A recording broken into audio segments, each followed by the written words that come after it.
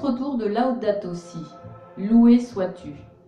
Une vingtaine de paroissiens de Brioude, Coade, Agna, Vieille-Brioude, Pauillac, Saint-Just, Blesle se sont retrouvés à la Borie d'Arles le 19 septembre dernier pour échanger sur l'encyclique du pape François Laudato Si. Puis, par petits groupes, ils ont tenté de répondre à un questionnaire préparé par les organisateurs de la réunion et ont réfléchi aux actions que nous pourrions mener au niveau de l'ensemble paroissial. Nous sentons-nous concernés par l'avenir de la planète. Que faisons-nous, individuellement et collectivement, pour qu'elle aille un peu moins mal? C'est facile de dire oui, il faut penser que tout est lié, moi avec la nature, avec l'autre, avec Dieu. Quelques pistes sont proposées pour un engagement concret. Tri des déchets, privilégier le covoiturage, acheter local, préserver les ressources, nettoyage de sites en groupe, pique-nique, zéro déchet. Savons-nous discerner le nécessaire du superflu et alléger nos vies de ce qui les encombre? Il n'est pas toujours facile de discerner entre besoin et envie. On n'aime pas gaspiller, mais ce discernement varie avec l'âge et l'on observe des comportements très opposés chez certains jeunes. Il appartient aux parents de tenir bon et de montrer l'exemple. Il ne faut pas se laisser influencer par les modes, les promos en tout genre. Comment, individuellement et collectivement, voulons-nous vivre et selon quelles valeurs? Nous sommes conscients de devoir changer nos modes de vie en prenant davantage en compte la personne humaine, prendre soin de l'autre, aller à sa rencontre, prendre le temps de nouer des relations fraternelles. Comment voyons-nous l'avenir en 2030 pour nous, nos enfants, nos petits-enfants? 2030 semble si loin.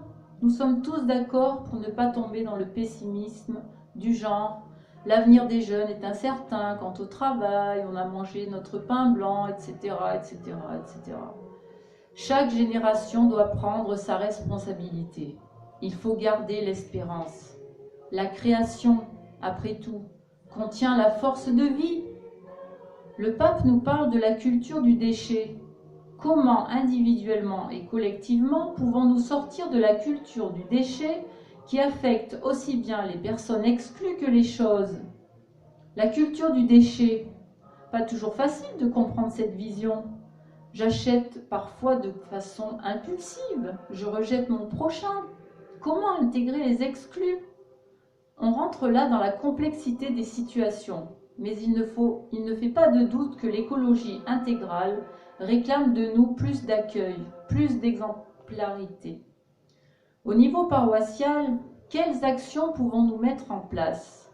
Au niveau de l'ensemble paroissial, on peut favoriser la réflexion en groupe de Laudato Si, proposer et annoncer une action mensuelle, une intention de prière dédiée une fois par mois, afficher régulièrement une parole de Laudato Si.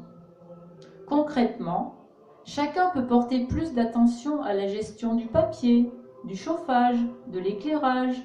Il faut favoriser le covoiturage en faisant connaître les déplacements des paroissiens.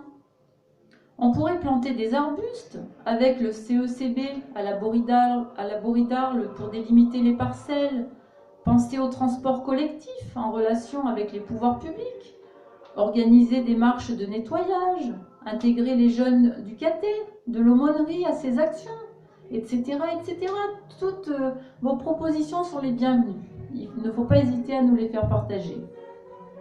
Sur le site internet du diocèse, existe une proposition pour cheminer 8 fois dans l'année par petits groupes fraternels autour de Laudato Si. Une méthode nous est proposée, celle d'un centre de réflexion jésuite de Bruxelles. Sur Brioude, un groupe a pris cette année aussi pour thème de travail